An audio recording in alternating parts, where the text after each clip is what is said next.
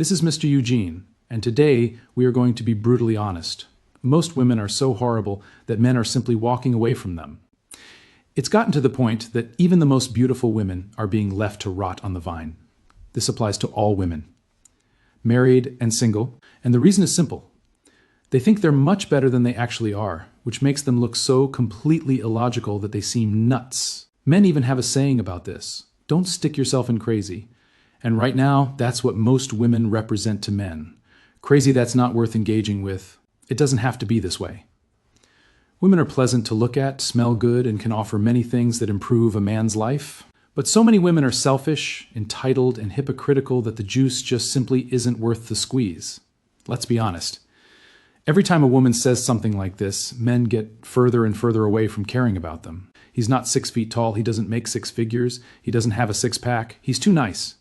We've all heard those judgmental statements so many times that most people don't even bat an eye. Because female toxicity has been normalized. It's considered completely acceptable for women to openly dismiss men based on height, income, physique, and personality in ways that would get a man socially destroyed if he did the same. Imagine if some guy said this to your face as casually as if he was talking about the time or the weather.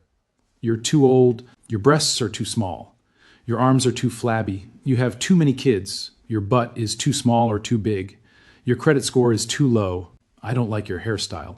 You're a 6 who thinks she's a 10. Any woman who is over 140 pounds is simply not attractive. If a man said any of this publicly, he'd be canceled, shamed, called every name possible. But women say equivalent things about men constantly, and society just shrugs. That's the double standard. And men are noticing. Here's what women don't understand. Men are sick and tired of being sick and tired of the drama and noise that women bring to their lives. They're finding better things to do with their time, money, and energy. Video games don't criticize you. Hobbies don't demand you be taller. Friends don't require 6 figures to enjoy your company. Work doesn't reject you for not having abs. Peace and quiet at home feels better than constant conflict with a woman who thinks she deserves better than you. So men are choosing peace. They're choosing their own pursuits. They're choosing freedom from the judgment, the standards, the entitlement, the drama. And women are left wondering where all the good men went. They didn't go anywhere. They just stopped chasing women who aren't worth the effort. Now here's the truth women need to hear, but refuse to accept. You're miserable because you think you deserve better than you actually do. You've confused temporary sexual access with actual relationship value. You have only 2 options. You can keep lying to yourself that the guys who are willing to have sex with you are the same type of guys who are willing to marry you. That delusion will make you think the man you have or can actually get isn't good enough. You'll keep rejecting good men, keep waiting for the top-tier guy to commit, and you'll end up alone, bitter, and confused about why you're single at 40. Or you can be honest and realistic about your true level and live a peaceful, normal existence with a great guy. A guy who's actually in your league. A guy who will commit. A guy who will build a life with you. A guy who won't be perfect by your delusional standards but will be a genuine partner. Let me break down what's actually happening. The typical modern woman has a completely distorted view of her own value in the dating market. She bases this view on the attention she receives, particularly sexual attention from men. Here's the problem. Men will sleep with women several points below their commitment threshold. A man who's an 8 will have sex with a 5 or a 6 if she's available and willing. This is male sexuality. Low barrier for casual sex, high barrier for commitment. So a woman who's actually a 5 or 6 is getting sexual attention from 7S and 8S. She interprets this as I'm a 7 or 8. These are the men in my league. But those men will never commit to her. They're just enjoying easy access while they search for women actually in their league for relationships. This woman rejects the 5 seconds and 6 seconds who would actually commit to her because she thinks she deserves the 7 seconds and 8 seconds who are sleeping with her. She's confusing sexual access with relationship potential. And this confusion destroys her chance at happiness. She spends her 20s and early 30s rotating through men who are out of her league, who sleep with her but won't commit. By her mid to late 30s, even the sexual attention decreases. Now she's willing to settle for the 5 seconds and 6 seconds she rejected before. But those men have moved on. They married women who valued them at 25, or they're now dating younger women. Or they've simply opted out entirely because they're done with women who treat them as consolation prizes. She ends up alone, wondering where all the good men went. The good men were always there. She just thought she was too good for them. Let me show you the actual standards game and why it's destroying women's chances. A woman will casually state her requirements. Must be 6 feet tall. Must make 6 figures. Must have 6-pack abs. Must be ambitious. Must be emotionally available. Must be willing to commit. Must want kids. Must be good with my kids from previous relationships. Must accept me exactly as I am with no expectations. Let's do the math. 6 feet or taller is about 15% of men. 6-figure income is about 10% of men. 6-pack abs is maybe 5% of men consistently.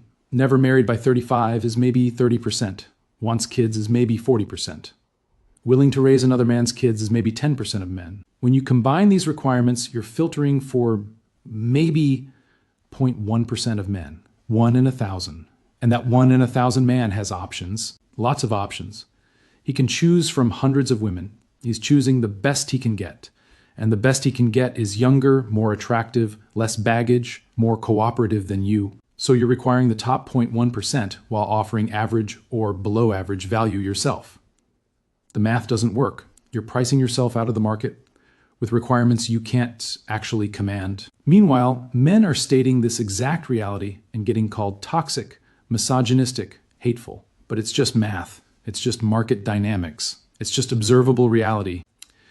Here's what the entitlement looks like in practice. She's 35, never married, maybe has a kid or two from previous relationships, works a decent job making $50,000 to $60,000, carries some extra weight, has had 15 plus partners. Her requirements are man must be 6 feet plus, must make 100,000 plus, must be fit, must have no kids, must want kids with her immediately, must be ready to marry within a year, must accept her past without judgment, must be emotionally available, must be romantic, must help with her kids. Now let's look at what she's offering. She's past her physical peak by 10 years. Her fertility is compromised. She has baggage from previous relationships. She has obligations to other men's children. Her pair bonding capacity is damaged from multiple partners. She's likely carrying debt. She's set in her ways after 35 years of independence. The man she's requiring is top 5%. What she's offering is bottom 40%. And she genuinely cannot understand why this man won't commit to her. The delusion is staggering. But society keeps telling her she's a queen, she deserves the best, don't settle, wait for a man who meets all your standards. So she keeps waiting, keeps rejecting good men who are actually in her league, keeps pursuing men who will sleep with her but never commit, and she ends up alone. Now let me show you the alternative. The women who are happy, who have good marriages, who aren't wondering where the good men are, what did they do differently? They were realistic about their value.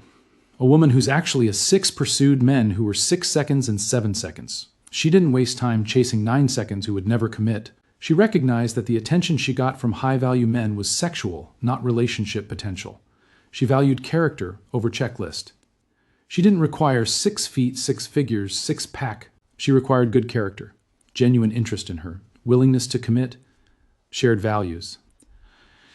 She found a solid man who was actually in her league and built a life with him. She committed during her peak years. She didn't waste her 20 seconds chasing excitement and her 30s chasing commitment. She found a good man in her mid-20s, married him, built a family. By 35, she has a decade of marriage, kids, established life. She's happy. She brought value to the relationship. She didn't just have requirements. She made herself valuable. She was cooperative, respectful, sexually available, supportive. She made his life better, so he invested in making her life better. The difference between happy women and miserable women isn't luck. It's not that happy women found better men. It's that happy women were realistic about what they could actually attract for commitment. And they brought value to the relationship instead of just demanding it. Miserable women overestimated their value, underestimated good men, and brought entitlement instead of value. They're reaping what they sowed. Here's why men are walking away. The cost-benefit analysis doesn't work anymore. Let's break it down honestly. The costs of modern relationships with women are drama and emotional chaos constantly, financial drain from her spending, sexual rejection and dead bedrooms, constant criticism and disrespect, loss of freedom and independence, legal risk and divorce that costs you half of everything, being blamed for all relationship problems while she takes zero accountability. The benefits are occasional sex if you're lucky, companionship that feels more like conflict, someone to split bills with maybe, social acceptability of being partnered, possibility of family if she's not past fertility or already has other men's kids. When men do this calculation honestly, the costs outweigh the benefits significantly, especially when they can get peace, freedom, pursue hobbies, build wealth, have casual sex without commitment if they want it, and avoid all the downsides of modern women, so they're choosing to walk away. Not because they're afraid of commitment, because commitment to modern women is a terrible deal. This is why you're seeing more men opting out, not just refusing marriage, refusing to date entirely, going their own way, focusing on themselves, and they're happier for it. Women keep asking, where are all the good men? The good men are at the gym, building their bodies, at work, building their careers, in their hobbies, building their skills, with their friends, building their social circles, at home, enjoying their peace and freedom. They're everywhere except chasing you. Because chasing you isn't worth it anymore. The return on investment is negative. Now here's what needs to change if women want this to reverse. Women need to become realistic about their actual value in the dating market. Stop confusing sexual access with commitment potential. Stop thinking the men who sleep with you are the men who will marry you. Understand that you're probably a 5 or 6, not the 8 you think you are based on male attention. Women need to bring actual value instead of just requirements. Stop showing up with a list of demands and nothing to offer. Make his life better, be cooperative, respectful, sexually available, supportive. Give him reasons to choose you over his peace and freedom. Women need to drop the absurd standards. 6 feet, 6 figures, 6-pack is pricing you out of the market unless you're genuinely a 9 or 10. And if you were a 9 or 10, you wouldn't be single and confused. Focus on character, compatibility, and willingness to commit from men actually in your league. Women need to stop treating good men like they're not good enough. The solid guy making $60,000 who's 5'10" with a decent body and good character is a catch. He'll commit, provide, be faithful, build a life with you. Stop rejecting him because he's not the fantasy you've built in your head based on rom-coms and social media. Women need to understand that their window for attracting commitment is narrow. Your peak is early to mid-20s. By 30, your value is declining. By 35, it's significantly declined. If you want marriage and family, pursue it during your peak years, not after you've wasted them chasing men who won't commit. But most women won't do any of this.